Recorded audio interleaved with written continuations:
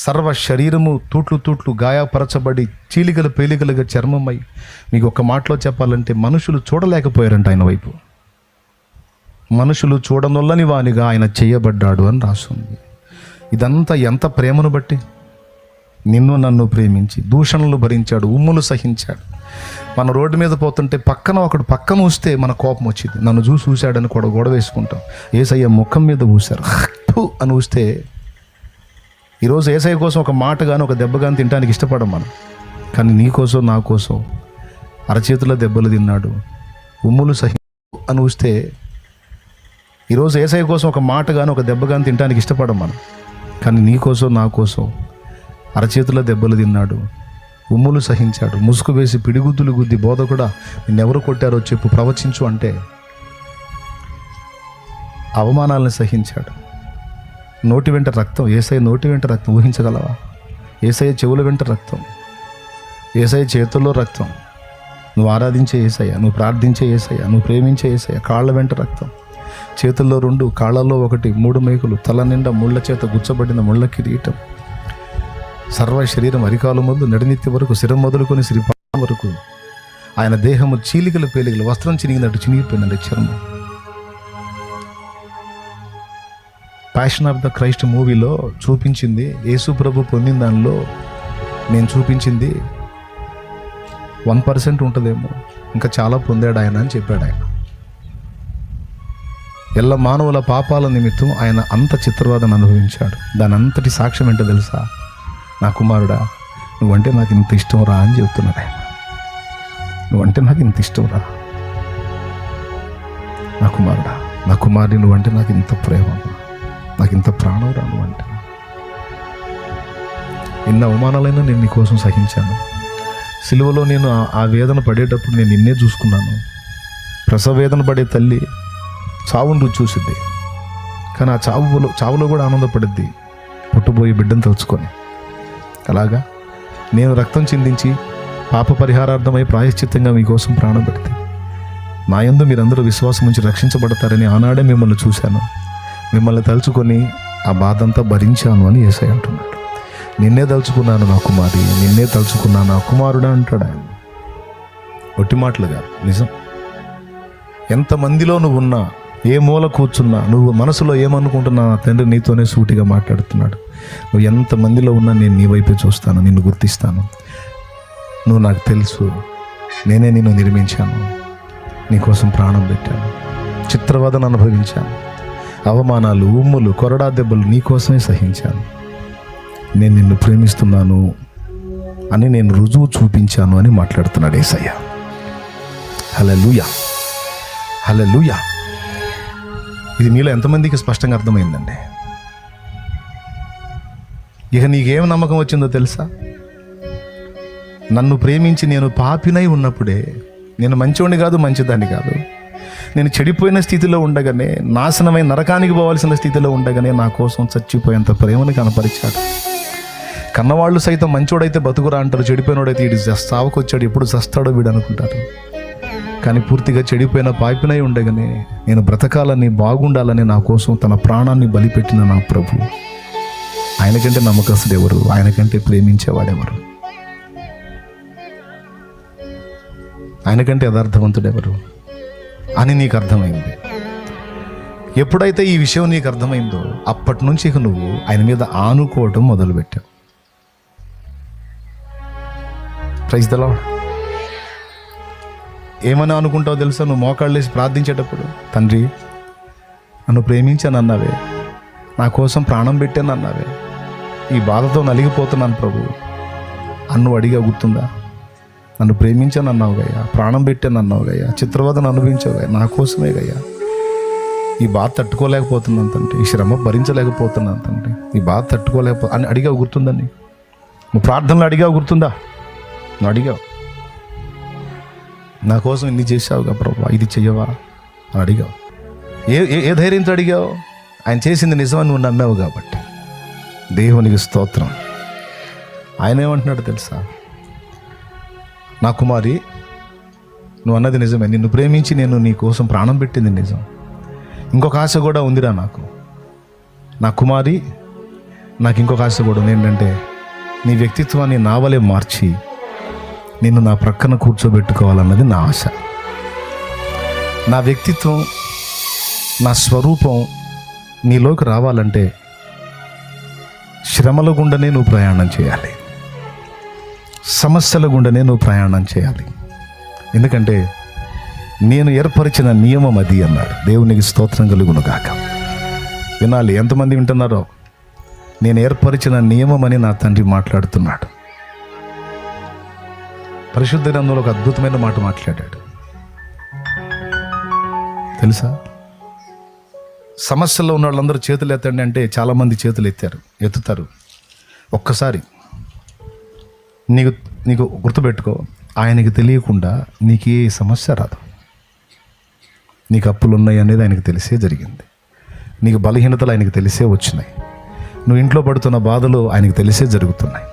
సమాజంలో నువ్వు అనుభవిస్తున్న అవమానాలు ఆయనకు తెలిసే వస్తున్నాయి. నువ్వు చెయ్యని నిందలు నీ మీదకి ఆయనకు తెలిసే వచ్చాయి.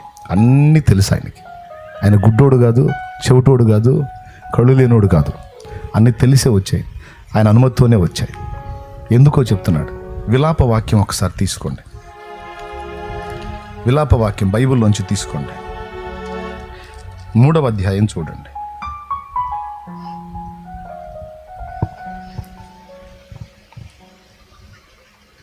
33వ వచనం చూడు.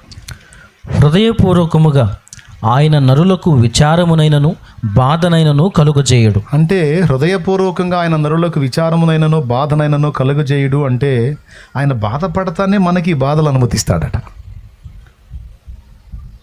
ఎంతమందికి అర్థమైందో ఏమో మరి. ఆయన బాధపడతానే ఈ బాధల్ని మనకు అనుమతిస్తాడట. ఇప్పుడు నువ్వు అవమానాల్లో ఉండటం, నువ్వు వేదనల్లో ఉండటం, నువ్వు దుఃఖపడటం, నువ్వు కన్నీళ్లలో ఉండటం చూసి ఆయన సంతోషించడు. ఆయన కూడా ఏడుస్తాడంట. ఏడుస్తే ఏమంటాడో తెలుసా? బాధపడితే ఏమంటాడో తెలుసా? తప్పదురా తల్లి, కొంతకాలం నీకు ఇదే. దీనివల్ల నువ్వు చెక్కబడతావు, నీ వ్యక్తిత్వం నాలాగా మారిద్ది, నీ ఫ్యూచర్ బాగుంటుందమ్మా, కొంచెం తట్టుకో, కొంచెం ఓర్చుకో నాన్న. ఈ అవమానాలు నీ కొద్ది కాలం తప్పవురా. ఈ తట్టుకున్న తర్వాత నా కుమారుడా, నీ భవిష్యత్తు యోసేపులాగా మారిపోయింది. యోసేపు శ్రమ పొందుతూ ఏడుస్తున్నాడు. తండ్రి, అన్నదమ్ములు వాళ్ళందరూ ఐక్యంగా ఉంటారు, నన్ను ఎందుకు తండ్రి? నేను కనపడితేనే కోపగించుకుంటారు, నా రక్త సంబంధికులు కదా, నన్ను ఎందుకు ద్వేషిస్తారు తండ్రి? దేవుడు అన్నాడు, అవసరం. పట్టుకొని కొట్టి గుంటలో పడేసినప్పుడు యోసేపు ఏడ్చాడు. ఎందుకు తండ్రి నన్ను చంపాలనుకుంటున్నారు? నా సొంత వాళ్ళు, నా రక్త సంబంధికులు, నా ప్రాణం పోవాలని, అది చూడాలని ఆశపడుతున్నారు, నా పతనం కోరుతున్నారు ఏంది తండ్రి? దేవుడు మౌనం. యోసేపు, కొంచెం ఓర్చుకోరా. ఈ అనుభవాలన్నీ నిన్ను ఒక స్థాయికి తీసుకెళ్తాయి. ఓర్చుకోనాన్న. దేవుని సమాధానం. అక్కడ నుంచి బయటికి తీసుకొచ్చి 20 తులాల వెండికి సొంత తమ్ముడిని, రక్త సంబంధిని అమ్ముతుంటే పెద్దన్న, అన్న రూబేనన్నా, షిమియోనన్నా, అన్నా నేను ఏదైనా తప్పు చేస్తే నన్ను కొట్టండి అన్నా, అమ్మకండి అన్నా, నాన్నకు దూరం అయి బతకలేనన్నా, నాన్న బతకడన్నా, నేను దూరం అయితే నాన్న అల్లాడతాడన్నా, నాన్న ఏడుస్తాడన్నా, అన్నా నన్ను అమ్మేయకండి అన్నా, అమ్మేయకండి, చేతులు కాళ్ళు కట్టేసి కొట్టి 20 తులాల వెండి తీసుకున్నారు, వదిలేశారు. ఇప్పుడు ఎటు చూస్తాడు యోసేపు? ఆయన వైపు చూస్తాడు. దేవా, ఏంటి నేను చేసిన పాపం ఏంటి? నేను చేసిన అన్యాయం ఏంటి? ఎందుకు నాయనా నాకు ఈ శ్రమలు? ఎందుకు నాయనా నాకు ఈ బాధలు? ఎందుకు నాయనా నాకు ఈ వేదనలు? ఎందుకు నాయనా నాకు ఈ కన్నీళ్ళు? ఎందుకు నాయనా నాకు ఈ అవమానాలు? ఇప్పుడు తండ్రికి దూరం అయిపోతాను.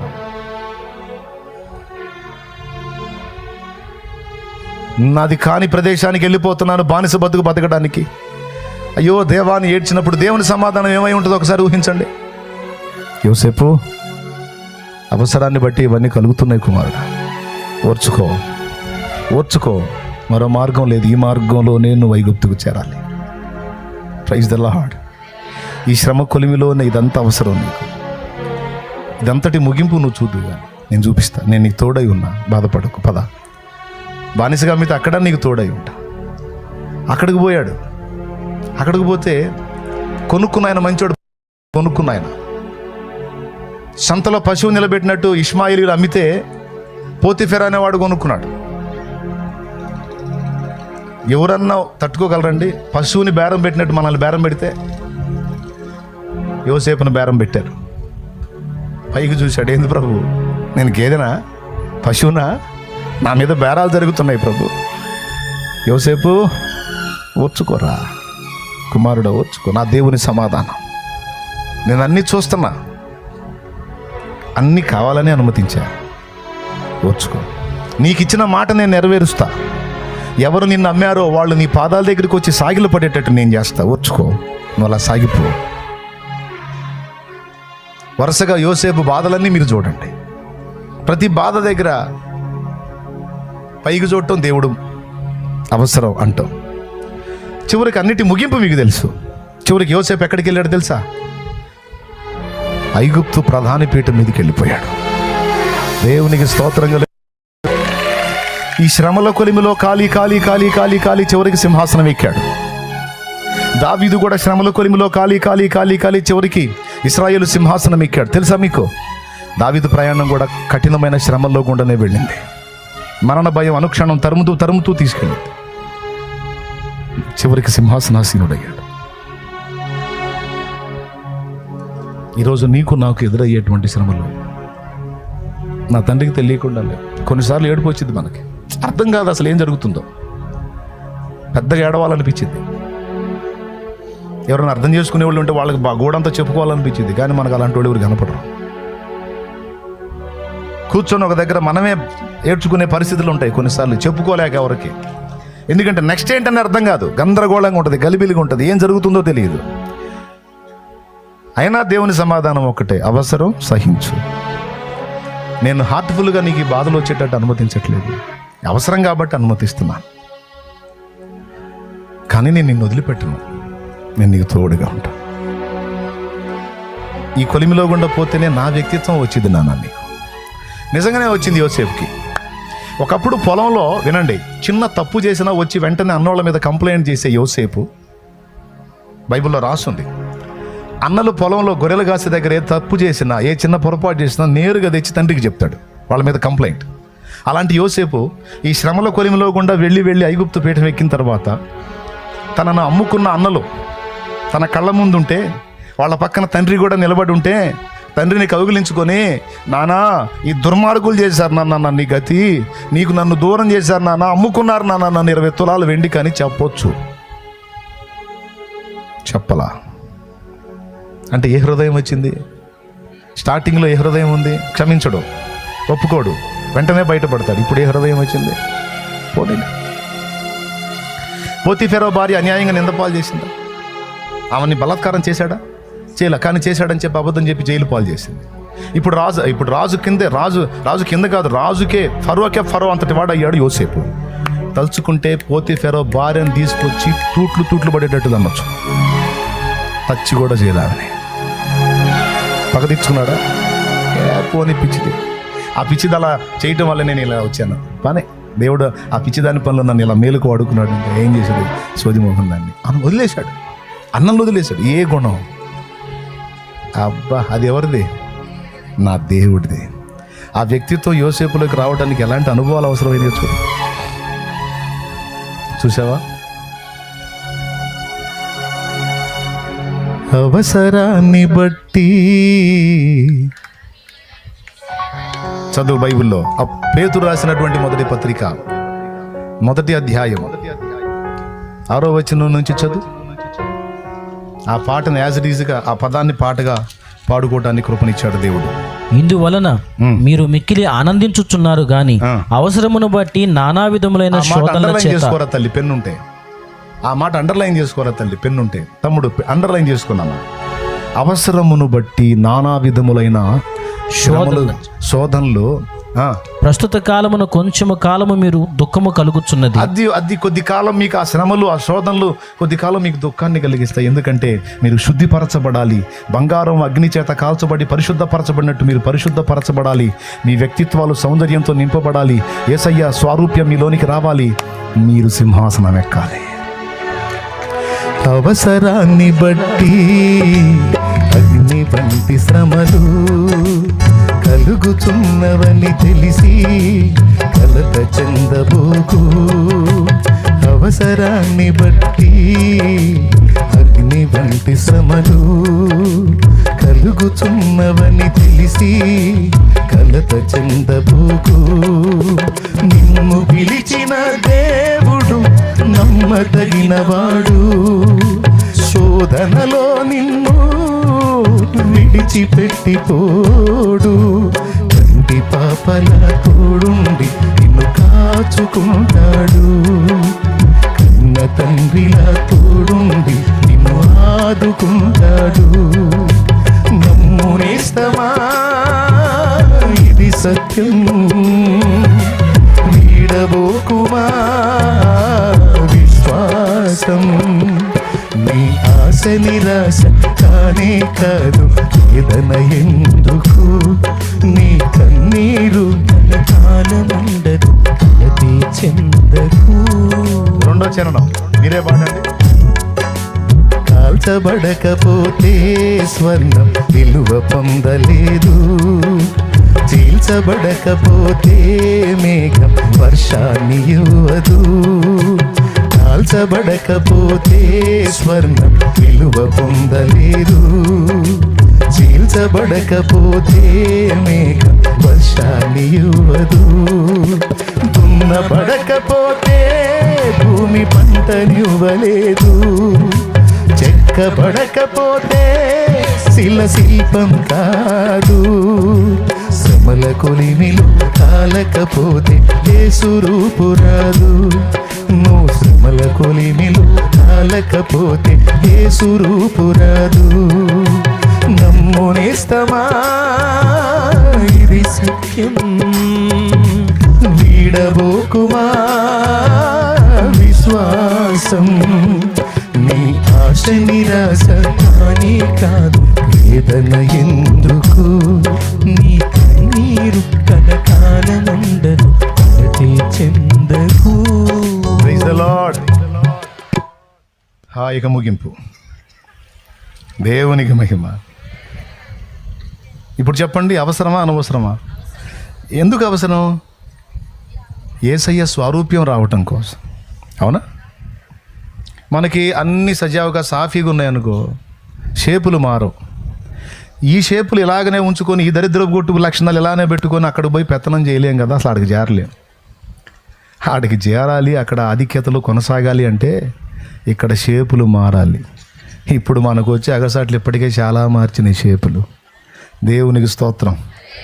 ఒకప్పుడు మన దగ్గర ఉన్న నడమంత్రం, ఒకప్పుడు మన దగ్గర ఉన్న మిడిమేళం, ఒకప్పుడు మన దగ్గర ఉన్న పెళుసుదనం ఉందా? ఇప్పుడు అయిపోయింది. చాలా వరకు దొళ్ళగొట్టాడు. దేంతో దొళ్ళగొట్టాడు?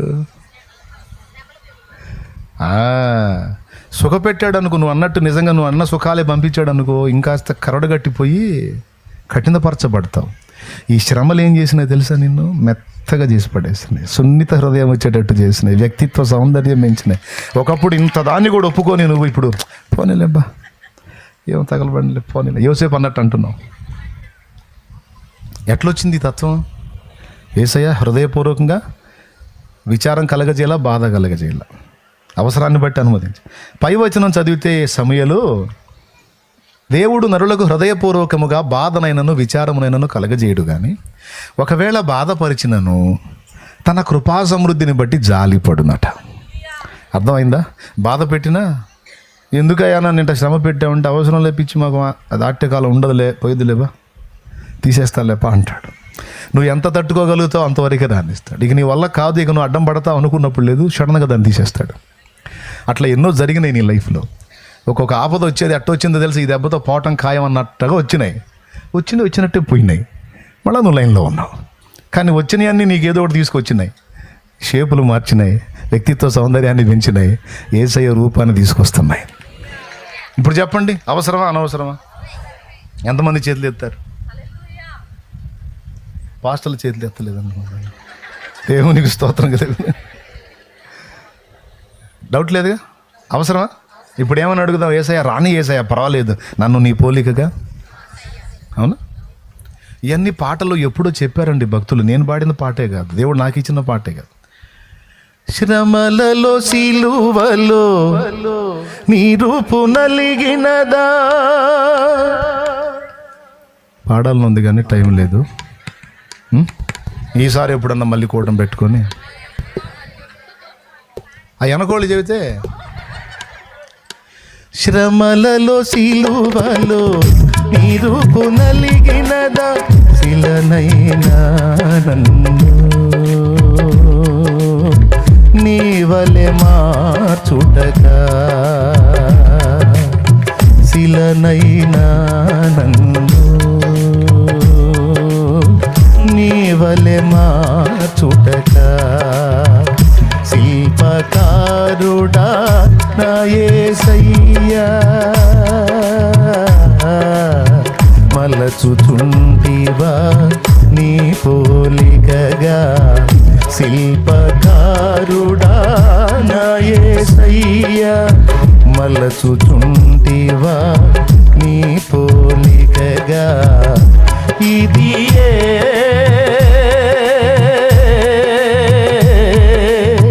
నా ఎడ నీకున్న నిత్య సంకల్పమా, నా ఎడ నీకున్న నిత్య సంకల్పమా, ఇంతగా నన్ను ప్రేమించినది నీ రూపము నాలు రూపించుటక, ఇది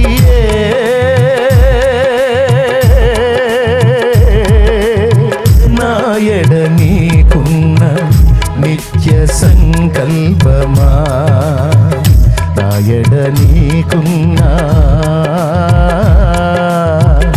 నిత్య సంకల్పమా. సంకల్పం నీది కాదు, ఆయనది. చేయి పట్టుకుంది నువ్వు కాదు, నిన్ను ఆయన పట్టుకున్నాడు, అందుకే నడిచావు ఇప్పటిదాకా. లేకపోతే మనము మన పుట్టక మనం పట్టుకుంటే ఎప్పుడు వదిలేసేవాళ్ళం. నిన్ను ఒక స్థాయిలోకి తీసుకొని రావాలి, నీలో ఆయన రూపం ఏర్పరచాలి, నిన్ను అక్కడికి చేర్చాలి, ఉన్నత స్థితిలో నిలబెట్టాలనే కోరిక ఆయనది. పిల్లల్ని బడికి పంపించేటప్పుడు తన్ని పంపిస్తారు, అవునా? బడికి పో అన్నంత వరకు తల్లిదండ్రులు దేవతల్లా కనపడతారు. టైం అవుతుంది, ఏంది బడి బాబా అన్నావనుకో దెయ్యంలా కనపడతావు. డౌట్ లేదు కదా, ఛీ అనుకుంటారు. ఒక రోజన్నా మర్చిపోయిద్దామంటే పనికి మాలింది, ఒక పూట కూడా మర్చిపోదు. ఏందో నా కర్మ కొద్దీ. ఎందుకు అట్లా వాడికి తెలీదు. వాడికి ఎట్లా ఉంటుందంటే, నేనైతే చిన్నప్పుడు అక్కబడిలో చదువుకున్న అక్క అని, ఒక్కసారన్నా అక్కకి ఏం కాదు ఏందనుకునేవాడిని. సెలవు వచ్చిద్దండి, ఎక్కడన్నా ఎవరన్నా కాలు కట్టు కనపడితే ఈ కాలు మా అక్కకి ఎందుకు ఇరగట్లేదు, ఇరిగితే 3 రోజులు సెలవు వచ్చింది కదా, 1 రోజు సెలవు వచ్చింది కదా. ఆమెమో పాపం దుక్కలాగా పర్ఫెక్ట్గా ఉండేదా, సరిగ్గా ఉంటుందా, గంట కాళ్ళ గట్టిగా ఉంటుంది. కొడితే కూడా మొగోడు చేయలే పెట్టమంటుంది. ఇక కర్రలు కూడా అవసరంలా, ఈ చేతితో తీసి కొట్టిందంటే కాసేపటి దాకా ఏం అర్థం కాదు. ఇక ఆమె కొట్టినప్పుడు ఆమె ఒక దెయ్యంలాగా, బడికి పో అన్నప్పుడు మయ్య ఒక దెయ్యంలాగా, మా అమ్మ ఒక దెయ్యంలాగా, ముగ్గురు దురాత్మలాగా కనపడేవాళ్ళు. ఈరోజు వాళ్ళు ఆ విధంగా తన్ని కొట్టి లాగి పీకి ఆ అవగాహన అభ్యాసాన్ని నేర్పబట్టి ఈరోజు మీరు గోసని అంటున్నారు, నేను చెబుతున్నా. ఏమమ్మా, ఆనాడు దెయ్యాల్లా కనపడ్డోళ్ళు ఇప్పుడు ఎట్ట కనపడుతున్నారు తెలుసా? మొన్న అక్క కనపడితే ఇంటికి తెచ్చి ఆమెను కూర్చోబెట్టుకొని ఆమెకి సెలవు కప్పి దండేసి ఆ తల్లి చేతిని ముద్దాడాలనిపించింది, నన్ను బాధిన చేతిని. అంతకుముందే ఆ చేతి కట్టు కడితే బాగుండు అనుకుని ఎదురు చూశాను.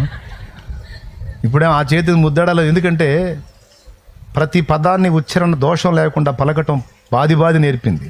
తప్పు ఏంది ఇట్రా ఏమన్నా పట్టమంటుంది. అందుకని ప్రతిదీ దోషం లేకుండా బలకాలి, పలికితే వదిలిపెట్టింది.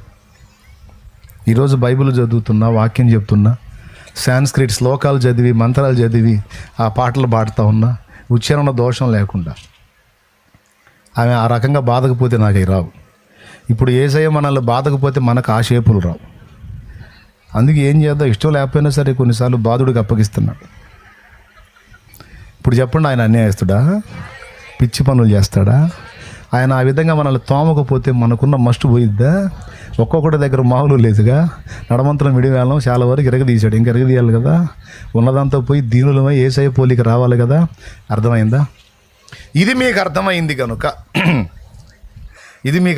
కనుక ఇక మీ జీవితాలు ఆయన చేతికి అప్పచెప్పుకొని శ్రమలు ఎందుకో మీకు అర్థమైంది, వ్యాధి బాధలు ఎందుకో అర్థమైంది, అప్పులు ఎందుకో అర్థమైంది. ఇవన్నీ ఆయనకి తెలియకుండా రావట్లేదు, తెలిసే వస్తుంది. అయినప్పటికీ ఇవన్నీ ఎన్నున్నా ఆయన ఉన్నాడు కదా అని ఒక ధైర్యం.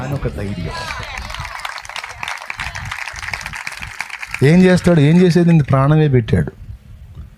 ప్రాణం కంటే ఎక్కువ ప్రేమించిన నా అప్పులు తీర్చడం అయింది. ఇంటి పక్కన వాళ్ళు తయారవుతాడు, సైతాన్ బ్యాచ్. తెగబోయావుగా చర్చి అని ఏం ఒరిగింది, ఏం జరిగింది, అన్ని అప్పులు అయిపోయినాయి ఇక. అప్పుడేం చెబుతావు? నిజమే వదిన, అప్పులన్నీ ఏందో తెగ ఎక్కువైపోతున్నాయి అంటావా? ఎన్ని అప్పులైతే ప్రాణం పెట్టినోడు నా అప్పు తీర్చడా? ఖచ్చితంగా తీరుస్తాడు. ఇంత అయితేనే, ఇంకా అంత అయితేనే, ఏదో ఒక అద్భుతం. ఒక్కసారి అట్ట అన్నాడంటే మొత్తం పోతాయి. అయినా నాకేం దిగులు లేదు. అవమానపరిస్తే పరచని, సామాన్లు బయట ఇస్తే నా తండ్రి సెలవు లేకుండా నన్ను అవమానపరిచేవాళ్ళు ఎవరు? ఒకవేళ అవమానపరిచాడు అనుకో, ఖచ్చితంగా నన్ను గణపరచబోతున్నాడు. ఈ రకంగా నీ శ్రమలను కూడా నువ్వు ఆనందంగా, ఆశీర్వాదంగా ఎరుగున్నావు కనుక, నీ మనసు ఆయన మీద అట్లా ఆనుకుంది కనుక, లోకస్తులకు లేని పూర్ణ శాంతి, సమాధానం, సంతోషం, కళ అనేది నీకుంది, వాళ్ళకి లేదు. అది తేడా. దేవునికి స్తోత్రం కలుగును గాక. ఇన్ని బాధలుండి కూడా నువ్వు ఎందుకు ఇకిలిస్తున్నావు అంటే, వాళ్ళకున్న డబ్బు నీ దగ్గర లేదు, అయినా నువ్వు సంతోషంగా ఉన్నావు. ఎందుకంటే వాళ్ళకు లేని కృప నీకు దక్కింది. వాళ్ళు పొందుకొని రక్షణ నువ్వు పొందుకున్నావు. నువ్వు దేవుని ఎన్నికలో ఉన్నావు, ఏర్పాట్లో ఉన్నావు, ప్రణాళికలో ఉన్నావు, నువ్వు పోటీలో ఉన్నావు. నువ్వు సృష్టికర్తను కలుసుకున్నావు, తెలుసుకున్నావు, ఆయనతో నడుచుకుంటున్నావు. కాబట్టి ఇక నీ సంతోషాన్ని ఎవడూ దొంగిలించలేడు. ఏలయనగా నీవు ఆయన యందు విశ్వాసం ఉంచుచున్నావు. నేను నమ్మిన వానిని ఎరుగుదును, సిగ్గుపడనెన్నడు. నేను నమ్మిన వానిని ఎరుగుదును, సిగ్గుపడనెన్నడు.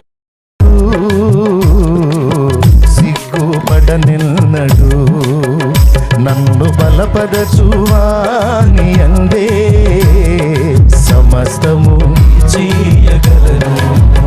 నన్ను బలపరచువాని అందే సమస్తము చేయగలను. దేవునికి మహిమ.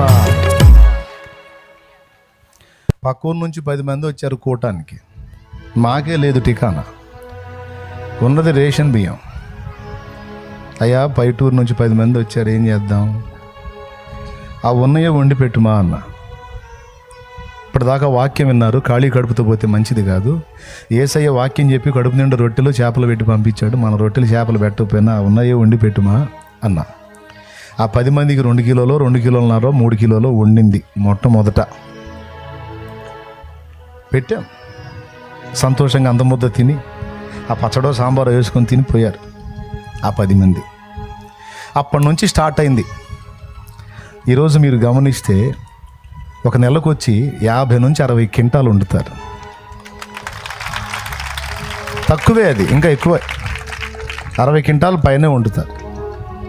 2 కేజీలు ఎక్కడా, 60 క్వింటాలు ఎక్కడా?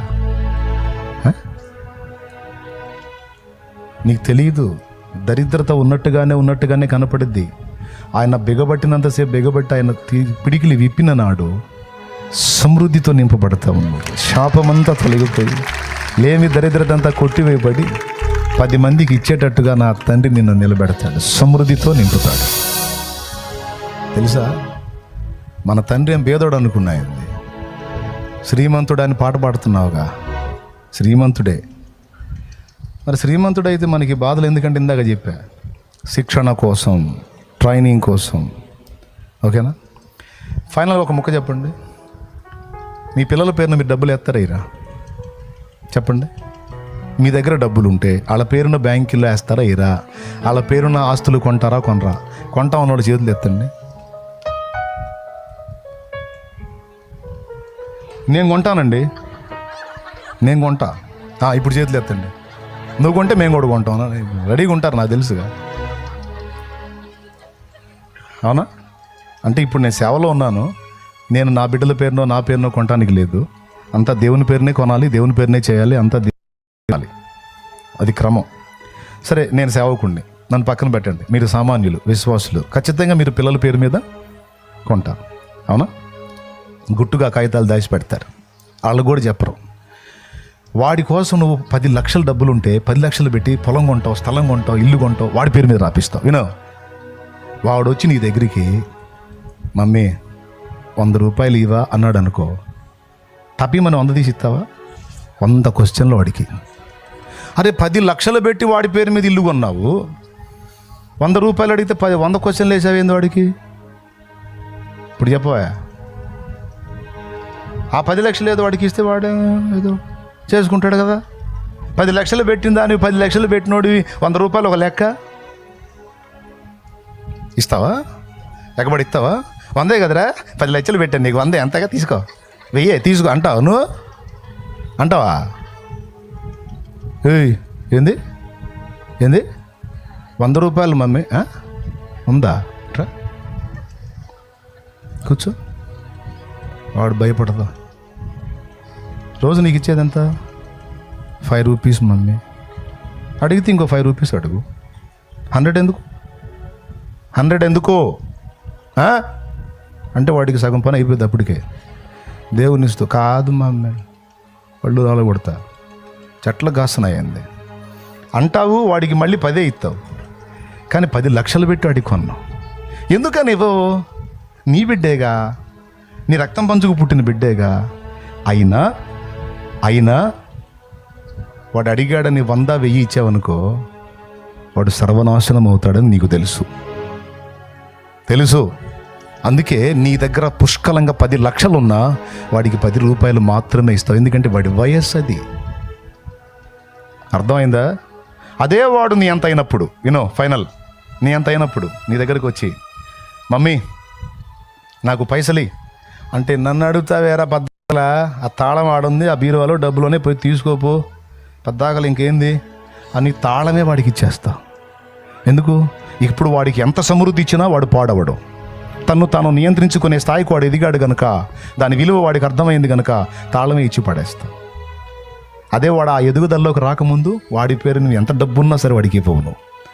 అలాగే ఈ భూమి మీద మనం ఉన్నంత వరకు నువ్వు అడిగావని అన్నీ ఇచ్చుకుంటూ పోయాడు అనుకో, పోయి ఇక్కడ అందుబాటులో చెరువు ఏదన్నా ఉందా, పోయి అందులో పడ్డట్టుంటుంది నీ బతుకు. అందుకే నీకైనా నాకైనా ఆ శ్రీమంతుడు అయినప్పటికీ పొదుపుగా ఇస్తాడు. స్తోత్రం. ఎప్పటికప్పుడు ఓ పాట పాడాలని ఉంది.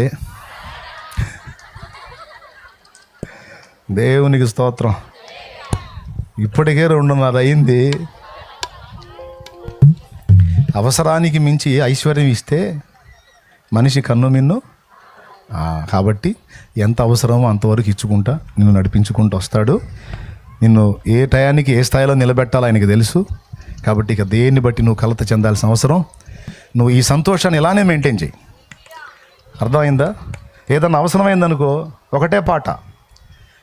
రేపు అవసరం ఉంది, ఇవాళ ఏం పాడతావు?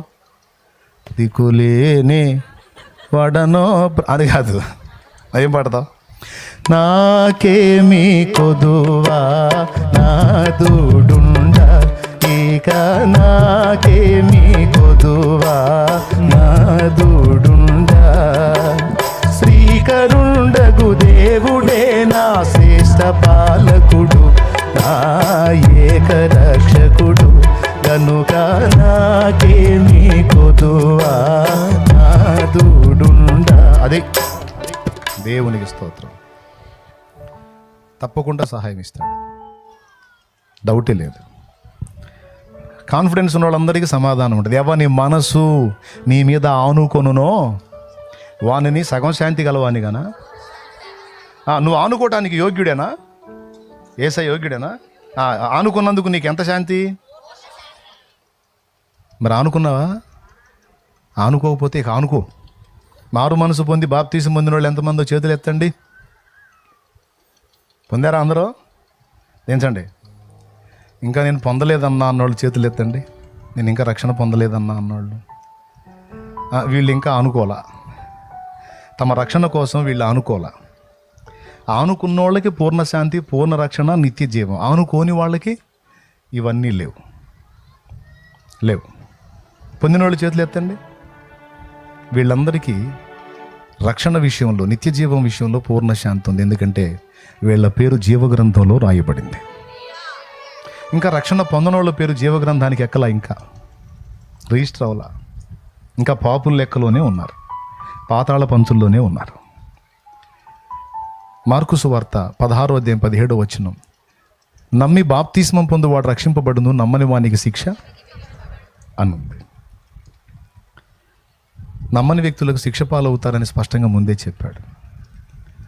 2 ప్రకటన గ్రంథము 20:15 ఎవని పేరైనను జీవగ్రంథమందు వ్రాయబడినట్టు కనబడని ఎడల వాడు అగ్నిగుండములో పడవేయబడిను. జన్మ కర్మ పాపాలు కడిగేసుకొని పరిశుద్ధ పరచబడకపోతే నిత్య జీవం కాదు, నిత్య నరకానికి వెళ్ళే అవకాశం ఉంది అని గ్రంథంలో స్పష్టంగా రాయించాడు. మీలో చాలామంది ఈ విషయాన్ని నమ్మారు, గ్రహించారు, జాగ్రత్త పడ్డారు. అందుకే వయస్సు పట్టించుకోవాలా, టైము చూసుకోవాలా, నేడు అన్న సమయం ఉండగానే మారు మనసు పొంది బాప్తిస్మం పొంది ఒడ్డెక్కారు, ధన్యులయ్యారు. ఆ విషయంలో మీరు దేవుని మీద ఆనుకున్నారు. రక్షణ పొందిన తర్వాత విషయాల్లో కూడా ఇక నుంచి ఆనుకోండి. నా తండ్రి చూసుకుంటాడని భరోసాతో సంతోషంగా బతకండి. ఏడుపు కొట్టు మొఖాలు వేసుకొని తిరగవాకండి.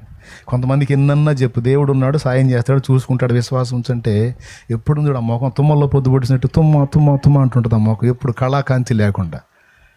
ఇట్లాంటి మనిషి పక్కోళ్ళు సువార్త చెప్పాడు అనుకో, సువార్త చెప్పింది అనుకో, వదిన నువ్వు కూడా నమ్ముకో, యేసు బాబు నమ్ముకొని చర్చికి పాస్టర్ గారు చెబుతున్నాడు బాగుంటుంది అంటాడు లేరా అంటే ఆ వదిన అంటది, నువ్వు ముందు సంతోషంగా ఉండదు, నీ ముఖం చూడలేక సత్తున్నా నేను.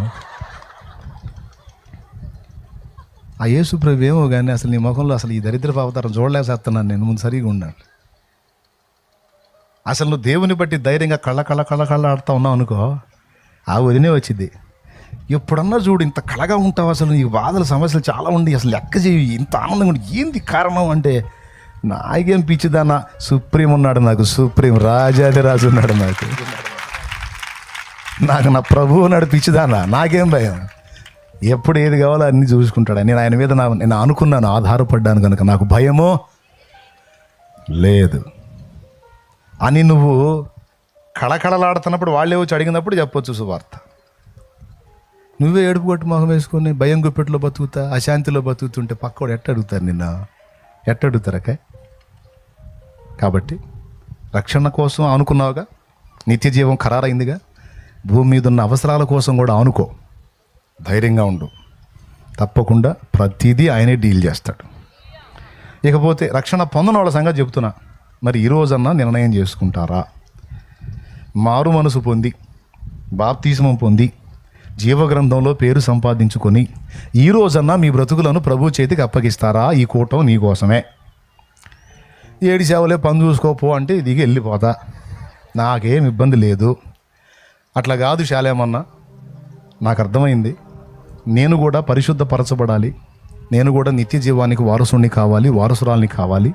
ఇన్నాళ్ళు ఆలస్యం చేశాను, ఇక నేను తడవు చేయనన్నా, నువ్వు బాప్తీసం ఇస్తానంటే తక్షణమే తీసుకుంటా అని సిద్ధపడితే నేను బాప్తీసం ఇవ్వడానికి సిద్ధం. నేను బాప్తీసం పొందేటప్పుడు కట్టు బట్టల మీదే పోయి పొందా, స్పేర్ ఒక జత బట్టలు తీసుకెళ్ళాలా. కాబట్టి కొంతమందికి సైతాన్ పక్కన చేరి బట్టలు తెచ్చుకోలేదుగా ఈసారి తీసుకుంది కానిలే అంటాడు. వాడేం లేదు, నువ్వు కూటానికి పో వద్దనడు, చర్చికి పో వద్దనడు, నువ్వేమన్నా చేయి వద్దనడు, కావునికి వద్దనడు, మందిరంలో కూర్చొని భజన చేయి వద్దనడు, బాప్తీసం మాత్రం వద్దంటాడు. ఎందుకు తెలుసా? బాప్తీసం పొందితే నీ పాపాలు కడగబడతాయి, నువ్వు దేవుని రాజ్య వారసుడివి, వారసురాలివి అవుతావు. ఇందాక చెప్పిన అన్నీ వర్తిస్తాయి నీకు. అవి నీకు దక్కకుండా చేయడానికి కుట్ర బన్నుతాడు.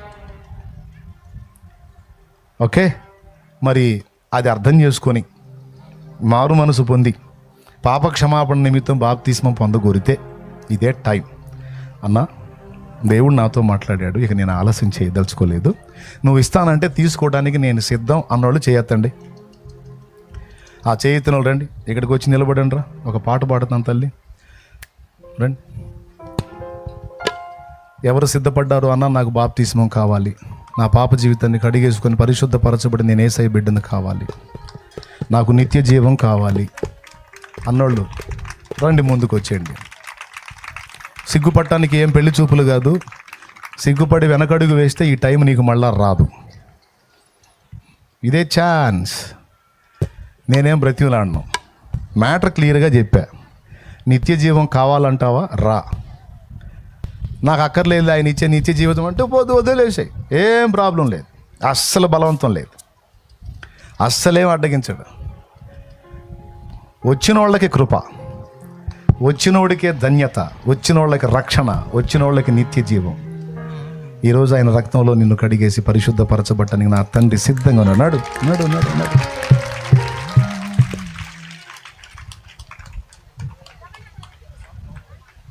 వచ్చే నాన్న, ఎవరు సిద్ధపడ్డారండి ముందుకు వచ్చేసాయి. ఈరోజు అప్పచెప్పేసే నీ జీవితాన్ని నా ప్రభు చేతికి. ఎంతకాలం ఇంకా పాపిగా ఉంటావు, పాపంలో ఉంటావు? నీ కొరకే తన ప్రాణము పెట్టిన ప్రేమను చూడమ్మా, నిన్ను చూడగా ఉండలేని ఆ ప్రేమే నిజమమ్మా. నీ కొరకే తన ప్రాణము పెట్టిన ప్రేమను చూడమ్మా, నిన్ను చూడగా ఉండలేని ఆ ప్రేమే నిజమమ్మా. అందరూ నిన్ను మరచిన గాని మరువని స్నేహితుడే, కొందరిలాగా మధ్యలో నిన్ను విడువని ప్రేమికుడే. అందరూ నిన్ను మరచిన గాని ఒక మంచి నిర్ణయం తీసుకునే టైం ఇది. రక్తము పోసి ప్రేమ లేఖ నీకు రాసిన నీ ప్రియుడే. రా నా ప్రభు మీద అనుకో, ఆయనే నిన్ను నడిపిస్తాడు. తెల్ల ఎరుగని తెల్ల పావురమ పై పైకెగిరావా, కఠినమైన ఈ లోకపు పోకడ కానక ఉన్నావా. కళ్ళ ఎరుగని తెల్ల పావురమ పై పైకెగిరావా, నిన్ను ప్రేమించి కఠినమైన ఈ లోకపు పోకడ కానక ఉన్నావా. ఈరోజు నిన్ను కడుగుతాడమని పిలుస్తున్నాడు. టైం నీదే, ఈ టైం నీది, నీకు ఇవ్వబడింది. ఇది దాటితే లేదు. నువ్వు ఆశపడ్డా కళ్ళ ఎరుగని తెల్ల పావురమ పై పైకెగిరావా, కఠినమైన ఈ లోకపు పోకడ కానక ఉన్నావా. రంగు రంగుల ఆకర్షణలే విత్తనాలయేనా, రాకాసి మోకల స్నేహాలే నీకు గురువుగా మారేనా. రంగు రంగుల ఆకర్షణలే విత్తనాలయేనా, రాకాసి మోకల స్నేహాలే నీకు గురువుగా మారేనా. ఆకలి తీర్చక చల్లిన నూకలు కావే చెల్లెమ్మా, ఆశతో నీవు వెళ్ళి వాలితే ఉరులే చెరలమ్మా. ఆకలి తీర్చక చల్లిన నూకలు కావే చెల్లెమ్మా, ఆశతో నీవు వెళ్ళి వాలితే ఉరులే చెరలమ్మా. గుండెల్లో గుచ్చి మంటల్లో కాల్చే మాయే ప్రేమమ్మా, యవ్వన కాలపు కామపు చేష్టలు ప్రేమనుకోకమ్మా. కళ్ళ ఎరుగని తెల్ల పావురమ పై పైకెగిరావా, కఠినమైన ఈ లోకపు పోకడ కానక ఉన్నావా. అయ్యో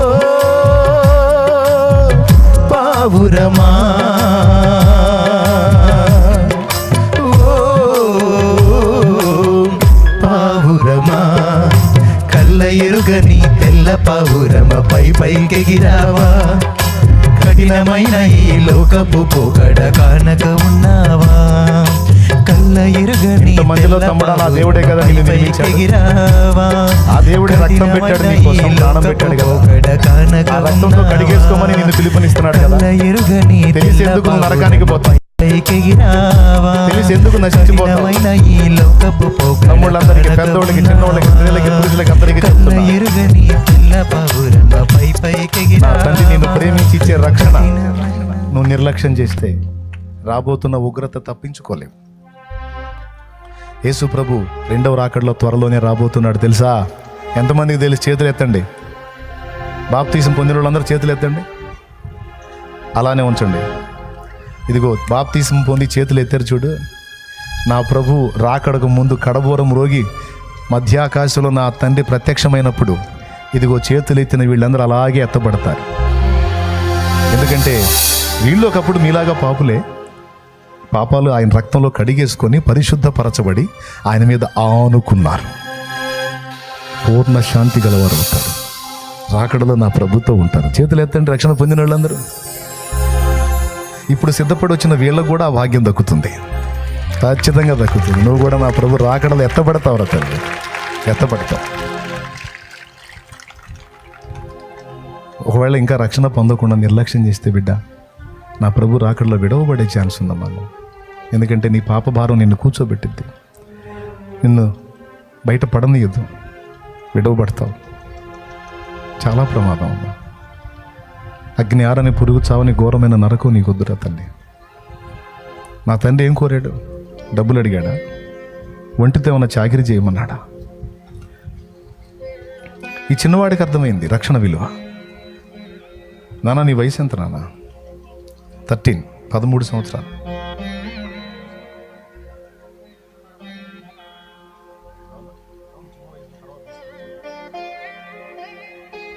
ఆ మాట పెద్దగా చెప్తావా? ఇప్పుడు ఎందుకు తీసుకోవాలనుకుంటున్నావు? నేను బ్రతుకుతా అని గ్యారంటీ ఇస్తారా పాస్టర్ గారు? అదే మాట అని అడిగాడు. నేను ఎంతవరకు బ్రతుకుతానో నాకు గ్యారెంటీ ఇస్తావా అని అడిగాడు.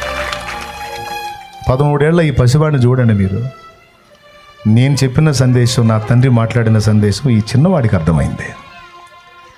అందుకే తెగించి 13 ఏళ్ల ప్రాయంలో నా చిన్నవాడు, ఎందుకు వచ్చావు నాన్న, ఎందుకు పొందాలనుకుంటున్నావు బాప్తిస్మం? ఇందాక చెప్పావు పాపాలు గడుక్కొని పరలోకి వెళ్తానికి. అదిగో వానికి అర్థమైంది తాను పాపినని. ఆ పాపంలో ఉండి తను కన్ను మూస్తే నరకానికి వెళ్తాడని అర్థం. నిత్య జీవం చేరడానికి పరలోక రాజ్యం కోసం ప్రభు ప్రాణం పెట్టాడని అర్థమైంది. ఈ పసివాడికి అర్థమైంది. నాకు అర్థం కాలేదని నువ్వు చెబితే దేవుడు ఊరుకోడు.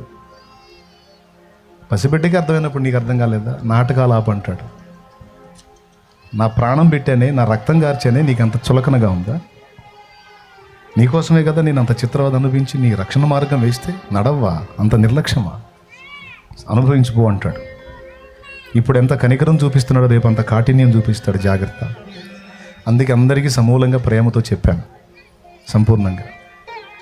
నమ్మి బాప్తిస్మముందు నరులకు రక్షణ మరిగల్గును. నమ్మి బాప్తిస్మముందు నరులకు రక్షణ మరిగల్గును. నమ్మనొల్లకపోయేడు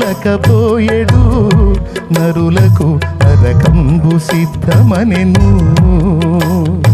నమ్మనొల్లకపోయేడు నరులకు నరకంబు సిద్ధమనెను. దేవుని ప్రేమ ఇదిగో జనులార భావంబు నందెలియదే.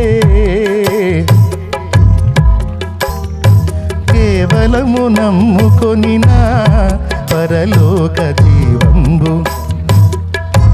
దేవునికి మహిమ. వెరీ గుడ్ నాన్న, వెరీ గుడ్ నాన్న.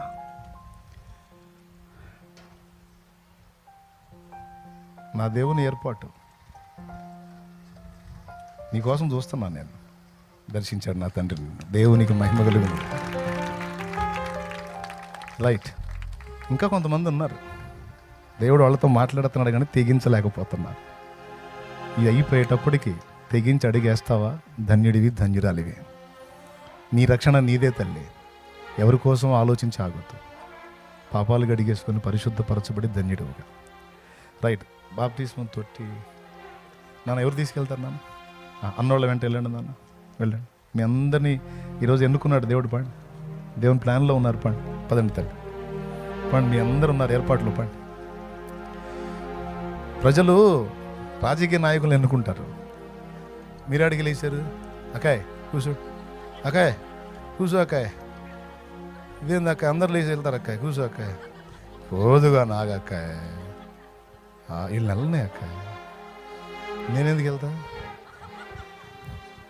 ఇంత కష్టం ఆత్మల రక్షణ కోసమే అక్కాయ్.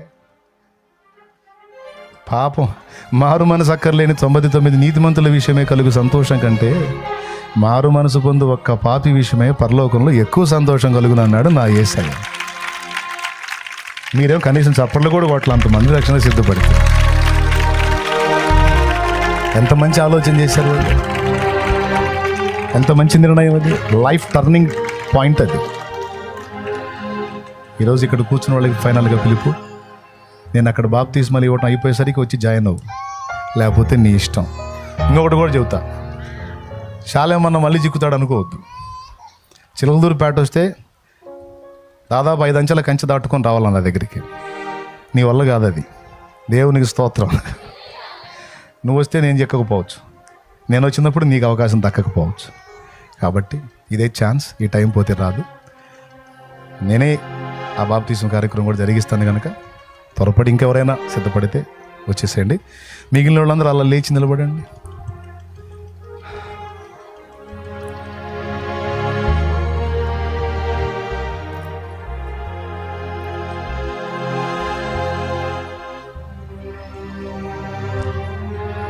అమ్మయ్యా, మొత్తం మీద ఒక కొలికి వచ్చామయ్యా. సంతోషంగా ఉన్నాయి మీ ఫేసులు. కోటం అయిపోయిందనే చెల్లి అంటుంది, శాలేమన్నా నేను చూసామని ఆనందం. నెక్స్ట్ మనకి ఇంకో ప్రోగ్రాం కూడా ఉంది. ఏంటిది? మందిర ప్రతిష్ట. ఇప్పుడు ముందు మనుషులు తమ జీవితాలు ప్రభువుకి ప్రతిష్ట చేసుకున్నారు. ముందు ఆ ప్రతిష్ట కానిచ్చి తర్వాత మందిర ప్రతిష్ట. మీరున్నటువంటి ఇబ్బందులను గురించి, సమస్యలను గురించి, శోధనల గురించి అశోక్ అన్న ప్రార్థన చేస్తాడు. మీరందరూ తలలు వంచి కళ్ళు మూసి ఏకీభవించండి ప్రేయర్లో. అమ్మా ఇప్పుడు దా డజన్ దాకా పాడాను, ఇంకా పాడమంటే తెల్లారిద్ది. ఈసారి ఎప్పుడన్నా పాడదాంలే, దేవునికి మహిమ.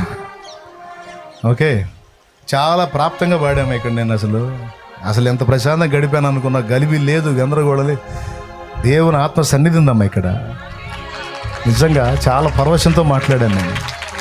ప్రభు ఉన్నాడు మన మధ్యలో, తెలుసా మీకు? ఆయన సన్నిధిని చూశాను, అనుభవించాను. కాబట్టి మీ సమస్యల కోసం ప్రేయర్ చేస్తాడు. అయిపోయిన తర్వాత పెద్దోళ్ళు, షుగర్ బీపీ ఉన్నవాళ్ళు ఇప్పటికే నీరసం వచ్చి ఉంటుంది. నాకు తెలిసి నీరసం కూడా ఉండదు అనుకుంటున్నాను నేను. యాక్టివ్గా ఉన్నారు, ఫుల్ హుషారుగా. అవునా? మంచి ఆరోగ్యం. ఆ ఉన్న షుగర్ బీపీలు కూడా యేసు నామములో అడ్రస్ లేకుండా పోవును గాక. ఉన్న రోగాలు, బలహీనతలు యేసు నామములో తొలగిపోయి స్వస్థత కలగాలి. గొడ్రాండ్ర గర్భములు యేసు నామములో తాకబడి తెరవబడును గాక. ప్రతి అవసరత నా తండ్రి నామంలో, యేసు నామంలో తీర్చబడును గాక. ధైర్యంగా ఉండండి, ప్రార్థనలు ఏకీభవించండి. ఇంకెవరన్నా సిద్ధపడేది అక్కడికి వచ్చేసేయండి. ఆకలి అయిందనుకో, ఒకవేళ ఉండలేకపోయారనుకో, మీకు ఫుడ్ పెట్టేస్తారు, తినేసేయండి. తిని వచ్చి జాయిన్ అవ్వండి మందిర ప్రతిష్టారాధనలో. ఓకే, తినటి నుంచి సర్ది కాకండి. మందిర ప్రతిష్ట కూడా చూసుకుని వెళ్దాం. లైవ్లో ఇంతవరకు వీక్షించిన వాళ్ళందరికీ హృదయపూర్వక వందనాలు.